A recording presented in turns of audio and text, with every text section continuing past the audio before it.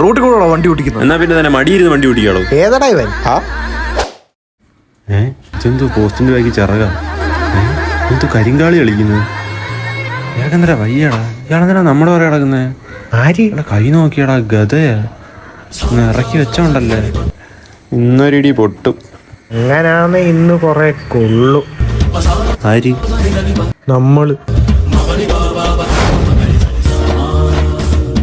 ഈ പ്രതിമ ആരെവിടെ കൊണ്ടുവച്ച?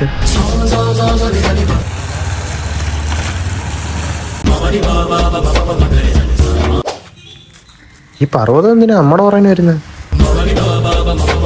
താൻ ആരുവാടോ?